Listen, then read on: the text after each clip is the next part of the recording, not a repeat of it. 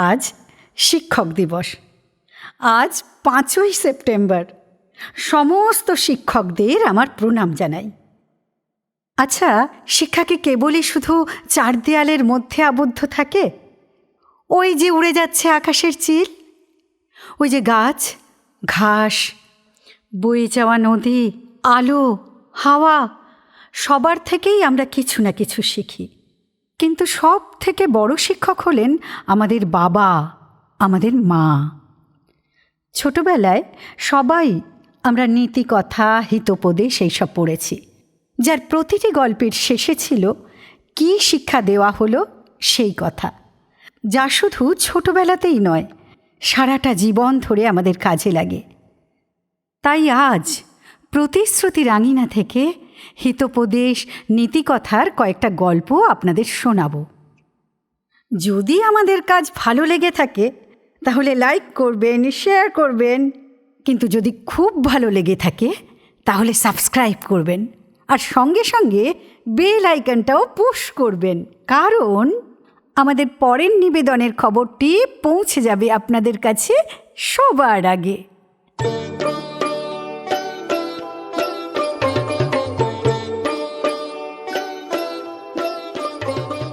প্রথমে আমাদের গল্প শোনাবে শ্রেয়া চ্যাটার্জি। পিঁপড়ে ও পায়রা।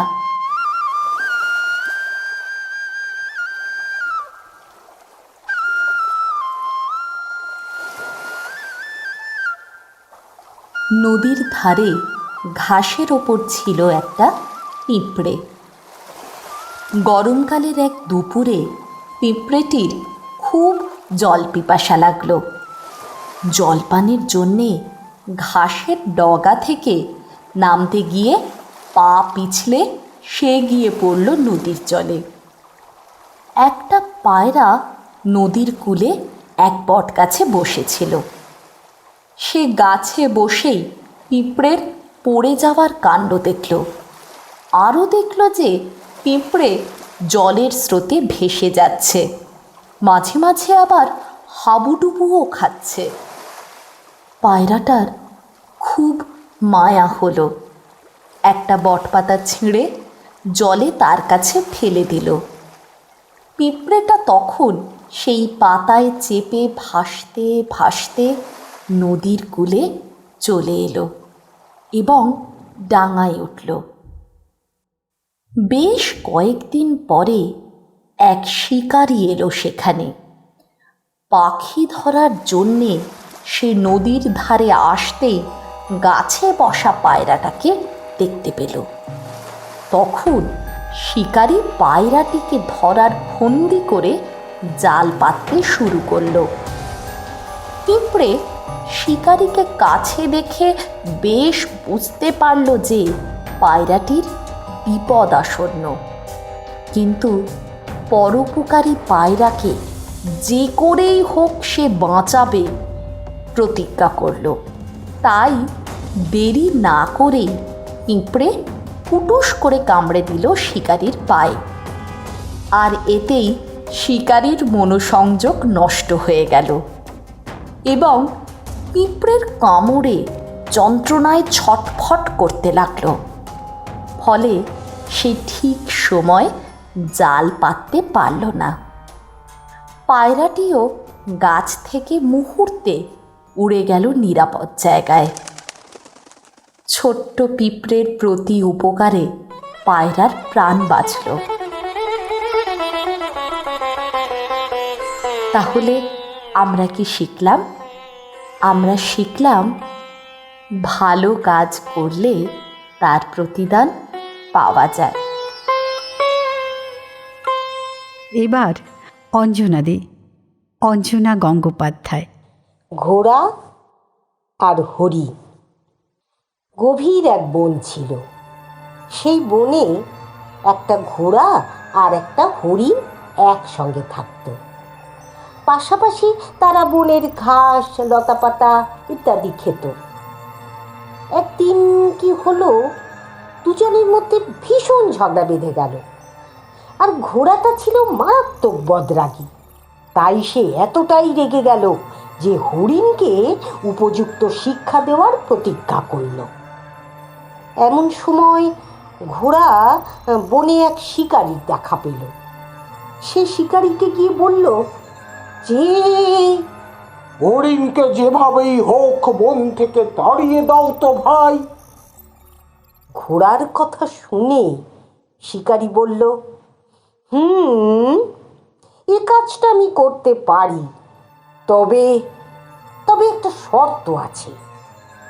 ঘোড়া বলল যে কি শর্ত? কি শর্ত? যে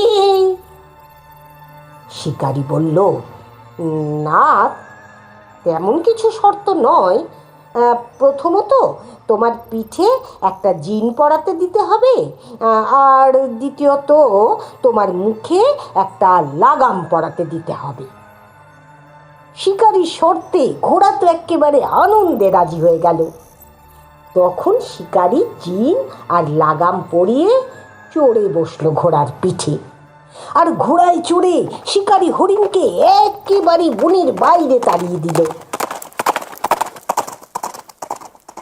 হরিণকে তাড়িয়ে দেওয়ার পর ঘোড়া বলল, কি, এবার আমার পিঠ থেকে নামো তো ভায়া, নেমে আমার লাগাম আর জিন খুলে দাও তো তাড়াতাড়ি। শিকারী বলল, আমার সাহায্যের প্রয়োজন যেই ফুরিয়ে গেল, অমনি আমার প্রয়োজনও ফুরিয়ে গেল। না ভাই, তা হবে না। প্রতিহিংসা পূরণ করতে আমার সাহায্য নিয়ে কাজ হাসিল করেছ, আর এখন কিনা স্বাধীনতা চাইছো? তা তো হবে না ভাই। এখন থেকে তুমি যে আমার সেবক, তোমার সাহায্যে আমার যে কিছু কাজ করতে হবে। এর থেকে আমরা শিক্ষা পেলাম, নিজের স্বার্থ সিদ্ধির জন্য স্বাধীনতা বিসর্জন দিতে নেই।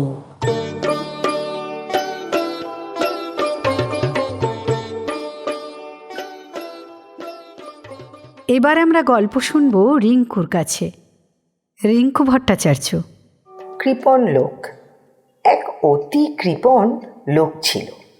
সে তার সমস্ত সম্পত্তি বিক্রি করে একদিন একতাল সোনা কিনল।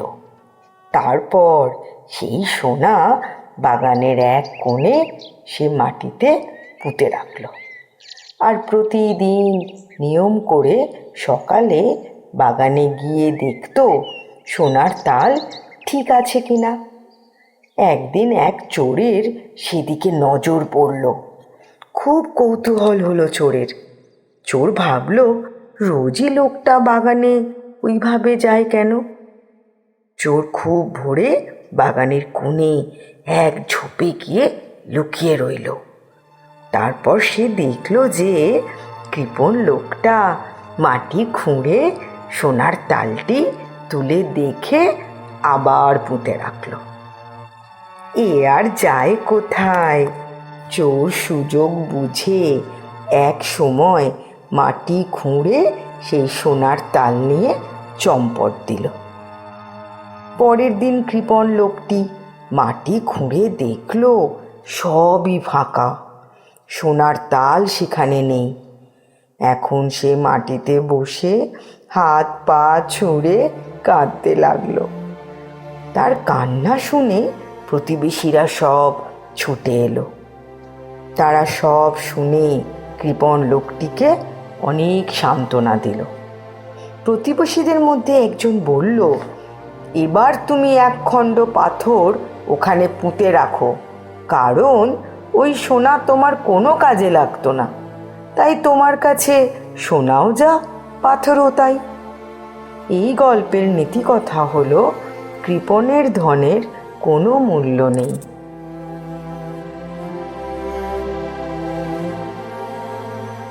এবারে আমাদের জন্যে গল্প শোনাবে মহুয়া ব্যানার্জি। শিয়াল আর কাক। একদিন একটা কাক এক টুকরো মাংস পেল।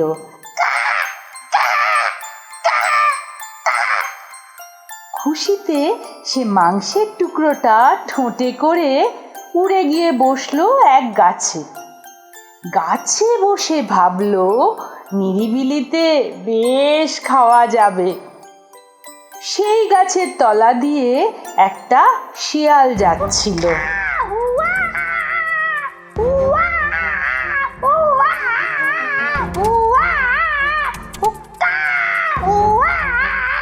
কাকের মুখে মাংসের টুকরো দেখে তার তো ভীষণ লোভ হলো।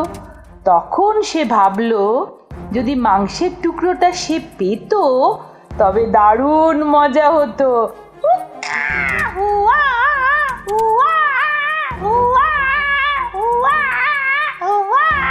কিন্তু শিয়াল পাবে কিভাবে? ভাবতে ভাবতে তার মাথায় একটা মতলব এলো। তখন সে ওপরের দিকে তাকিয়ে কাকটাকে বলল, কাক ভাই, তোমায় কি দারুণ দেখতে লাগছে আজ। আহা আহা, চোখ জুড়িয়ে যাচ্ছে দেখে। কিন্তু তোমার গলাটা যদি একটু ভালো হতো, মিষ্টি সুরে গান গাইতে পারতে, তবে তুমি হতে আগে পাখিদের রাজা। উক্কা উয়া উয়া উয়া। শিয়ালের কথায় কাক তো বেজায় খুশি। খুশিতে সে গলা ছেড়ে কা কা কা করে গাইতে গেল। অমনি তার মুখে ধরা মাংসের টুকরো টুপ করে খসে পড়ল মাটিতে। আর চালাক শিয়াল সঙ্গে সঙ্গে ছুটে গিয়ে মাংসের টুকরো মুখে পুরে নিল। তারপর মুহূর্তে পালিয়ে গেল গাছতলা থেকে। উক্কা উয়া উয়া উয়া উয়া। বোকা কাক সেই দিকে তাকিয়ে আফসোস করতে লাগলো। এই গল্পের নীতি কথা হলো, স্তাবকের কথায় ভুললে ঠকতে হয়।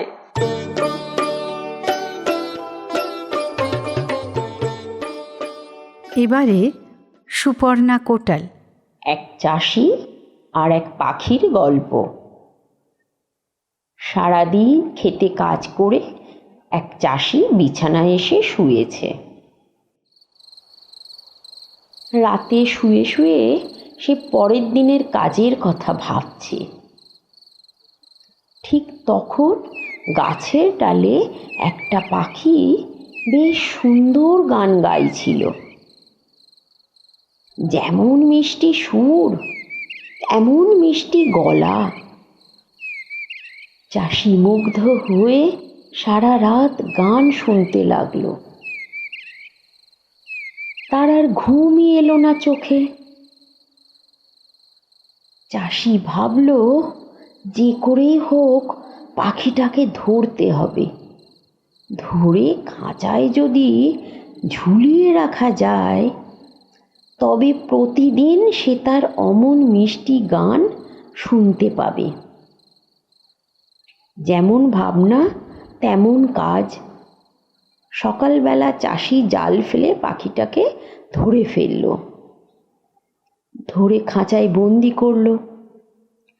পাখি তখন খাঁচার ভিতর থেকে বলল, আমায় ছেড়ে দাও, আমি খাঁচায় বন্দি হয়ে গান গাইতে পারি না, গাছে বসেই গাইতে পারি। আমাকে আটকে রাখলে যে আমি অসুখে মরে যাব। চাষি রাজি না হয়ে পাখিকে ভয় দেখালো। ভয় দেখিয়ে বলল, তাহলে তোর মাংস দিয়ে চপ করে খাবো, কারণ পাখির মাংস খুব সুস্বাদু। প্রাণ ভয়ে ভীত পাখি তখন অনুনয় বিনয় করে বলল, আমায় দয়া করে ছেড়ে দাও। আর ছেড়ে দিলে আমি 3টি মূল্যবান কথা তোমায় বলবো। কথা 3টে কি? চাষি তা শোনার জন্য পাখিটাকে ছেড়ে দিল। পাখিও সঙ্গে সঙ্গে উড়ে গাছে গিয়ে বসল। বসে বলল, প্রথমত বন্দির কথা বিশ্বাস করতে নেই, দ্বিতীয়ত যা নিজের আছে তাতেই সন্তুষ্ট থাকতে হয়, তৃতীয়ত যা চলে গেল তার জন্যে দুঃখ রাখতে নেই মনে। কথা তিনটে বলেই পাখিটা ফুরুত করে উড়ে গেল নিমেষে। বলো তো দেখি, কি শিক্ষা পেলাম এই গল্প থেকে? শিক্ষা পেলাম এই যে বেশি আশা করা ভালো নয়।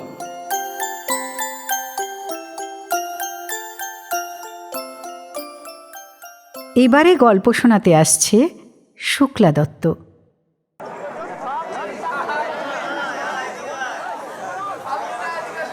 এক ব্যবসায়ী খবর পেল যে সমুদ্রের ধারে এক বাজারে সস্তায় লবণ বিক্রি হচ্ছে। সঙ্গে সঙ্গে ব্যবসায়ী তার গাধাটাকে নিয়ে হাজির হলো সেখানে, আর ইচ্ছে মতো লবণ কিনে বস্তায় ভরে গাধার পিঠে চাপালো। লবণ নিয়ে তারা বাড়ি ফিরছে। পথের মধ্যে একটা নদী পড়ল। নদীর ওপরে রয়েছে সাঁকো। গাধাটি সাঁকো পার হতে গিয়ে পা পিছলে জলে পড়ে গেল। পড়ে গিয়ে বেশ খানিকটা লবণ জলে গলে গেল। ফলে গাধার পিঠের বস্তাও বেশ হালকা হয়ে গেল। গাধা কিন্তু জল থেকে উঠে আবার মনিবের সঙ্গে হাঁটতে লাগলো। বেচারি ব্যবসায়ীর সেবার বা লাভ হলো না বেশি, কারণ জলে গলে নষ্ট হয়ে গিয়েছিল অনেক লবণ। তাই আবার সে লবণ কিনতে গেল। এবার আগের থেকে অনেক বেশি লবণ কিনে গাধার পিঠে চাপালো। লবণের ভারী বস্তাগুলো নিয়ে গাধা খুব হিমশিম খেতে লাগলো। এবার কোনোভাবে হেলতে দুলতে সে আবার সেই নদীর সাঁকোর উপরে গেল, আর সঙ্গে সঙ্গে ভাবল, আরে এই তো সুযোগ বোঝা হালকা করার। তাই সুযোগ বুঝে এবার ইচ্ছে করেই পড়ে গেল জলে। আর জলে পড়ে লবণ গলে বেশ হালকা হয়ে গেল তার পিঠের বোঝা। তখন আনন্দে গাধা পড়ে ডাকতে লাগলো। কিন্তু গাধার চালাকি এবার বুঝে ফেলল ব্যবসায়ী, আর তাই সে ভীষণ রেগে গেল। মনে মনে গাধাটাকে উচিত শিক্ষা দেওয়ার প্রতিজ্ঞা করল, কারণ গাধার চালাকির জন্য খুব লোকসান হয়েছে সেবার তার। ব্যবসায়ী গাধাটাকে নিয়ে আবার সেই বাজারে গেল, কিন্তু এবারে লবণ না কিনে তুলো কিনে চাপালো গাধার পিঠে। গাধা হালকা বোঝা নিয়ে বেশ খুশি খুশি মনে বাড়ির দিকে রওনা হলো। ফেরার পথে সেই নদীর সাঁকোর ওপর উঠে ভাবলো গাধা, আর একটু হালকা হয়নি এবার। এই ভেবে পুরনো কৌশলে আবার নদীতে পড়ল সে, আর সঙ্গে সঙ্গে জলে ভিজে তুলোর বস্তা অনেক অনেক ভারী হয়ে গেল। গাধা হাঁটতে গিয়ে এবার বুঝলো, আরে বোঝা তো হালকা হয়নি, বরং অনেক ভারী হয়ে গেছে। ও বাবা গো, আমি কি করে হাঁটি? ও গাধার একটা শিক্ষা হলো এবার, বারবার একই কৌশলে সফল হওয়া যায় না।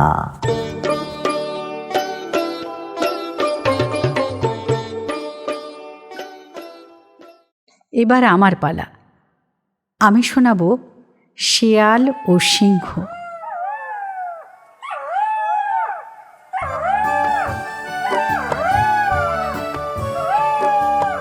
বনের মধ্যে একটা শেয়াল খুশি মনে ঘুরে বেড়াচ্ছিল। ঠিক সেই সময়ে একটা সিংহ এসে পড়ল তার সামনে। ওয়াও! এদিকে শেয়াল আগে কখনো সিংহকে দেখেনি, তাই তার রাস্তার ওপরে সিংহকে দাঁড়িয়ে থাকতে দেখে ভীষণ ভয় পেয়ে গেল। মনে মনে ভাবল, কি সর্বনাশ, এ আবার কে?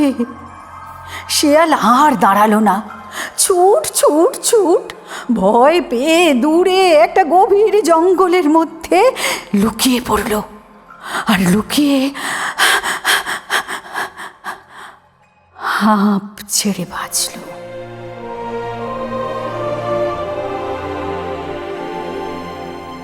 কিছুদিন পরে শেয়াল যখন আপন মনে যাচ্ছিল, আবার ওই সিংহটাকে দেখতে পেল।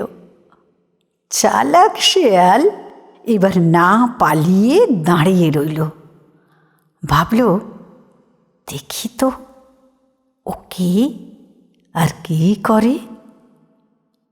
আসলে ও বোঝার চেষ্টা করল, এই প্রাণীটা কে আর কতটা ও আমার বিপদের কারণ হতে পারে। তারপর অনেক দিন কেটে গেছে, দুজনের আর দেখাই হয় না। একদিন শেয়াল নদীর ধারে জল খেতে এসেছিল। তখন হঠাৎ আবার সে বনের মধ্যে সিংহটাকে দেখতে পেল। শেয়াল কিন্তু এখন আর অতটা ভয়ই পেল না। ভীতু শেয়াল ততদিনে বেশ সাহসী হয়ে উঠেছে। খুব ধীরে ধীরে পা ফেলে ও সিংহের কাছে এগিয়ে গেল। বিনয়ের সঙ্গে হাত তুলে নমস্কার করল সিংহকে। তারপর বলল, পশুরাজ, আমার প্রণাম গ্রহণ করুন, আশা করি কুশলে আছেন। এদিকে সিংহের তো খুব খিদে পেয়েছে, শেয়ালের কথা শুনতে তার মোটেও ভালো লাগছে না।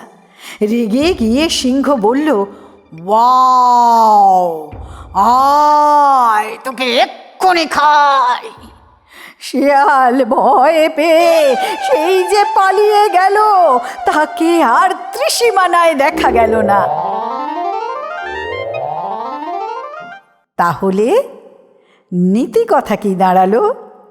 অসম বন্ধুত্ব সফল হয় না, হয় না, হয় না।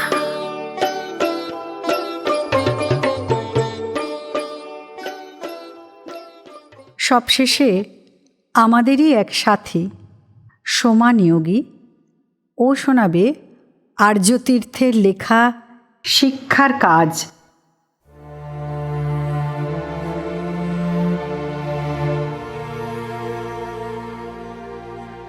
গাধা পিটিয়ে ঘোড়া করা শিক্ষকের কাজ নয়, কারণ তাতে ঘোড়াকে গাধার চেয়ে উন্নত পশু বলা হয়। অথচ গাধা আর ঘোড়া দুজনেই একজন যা পারে অন্যজন পারে না। গাধা ঘোড়ার বেগে দৌড়তে পারে না ঠিকই, কিন্তু ঘোড়াকে গাধার মতো পিঠে ভার চাপিয়ে দেখো কতক্ষণ বইতে পারে। কারণ সহজ ও সরল। ঘোড়া আর গাধা আলাদা, এক নয় তারা কোনো ব্যাপারে। গাধার অর্ধবত্তে এবং ঘোড়ার অশ্বত্বে যিনি গর্বিত হতে শেখান, তিনিই আদর্শ শিক্ষক। গাধাকে ঘোড়া বা ঘোড়াকে গাধা করার চেষ্টা করেন যারা, তারা রোবট কারখানার শ্রমিক নিছক, যাদের একটা নির্দিষ্ট ব্লুপ্রিন্ট দিয়ে বলে দেওয়া হয়েছে মেক আইডেন্টিক্যাল কপি। এও এক ধরনের টুকলি। এনাদের ধারণায় পুষ্ট অভিভাবক জেব্রা বা হরিণ হতে চাওয়া কাউকে নিয়মিত বলে থাকেন, এত নম্বর পেয়েও সায়েন্স ছেড়ে আর্টসে ঢুকলি। ওর মতো হতে হবে বলে যিনি কোনো মানুষকে নয়, দেখান আকাশ, দেখান মাটি, দেখান বৃক্ষ বা প্রভাতের সূর্যকে, তিনিই আদর্শ শিক্ষক। প্রকৃতির চেয়ে বড় উদাহরণ কিছু হতে পারে না উত্তরণের। কারোর প্রতি পক্ষপাতিত্ব নেই সেখানে। কি ভীষণ মিলমিশ বিবিধ পৃথকে। রোল নাম্বার 2-এর অঙ্কের মেধা, রোল নাম্বার 5-এর অসামান্য ভাষার ওপর দখলে, উৎসাহ দেওয়ার সাথে যিনি ভরসা রাখেন রোল নাম্বার 29-এর ফুটবল স্কিল, 32-এর আকার দক্ষতা, আর 40-এর পাখির ডাক নকল করার ক্ষমতাকে, তেমন কাউকে খুঁজে পেলে তার কাছে বাচ্চাকে দিয়ে নিশ্চিন্ত হতে পারেন সব অভিভাবক। গাধা পিটিয়ে ঘোড়া করতে যাবেন না সেই শিক্ষক। গাধাকে শ্রেষ্ঠ গাধা, ঘোড়াকে সেরা ঘোড়া বানাবেন। কিন্তু এই বস্তুতান্ত্রিক ফ্যালোকড়ি মাখো তেলের যুগে শিক্ষা তো এখন মাইনে ও রেজাল্টের লেনদেন। এখন কি আর কেউ তেমন মানুষ খুঁজতে যাবেন?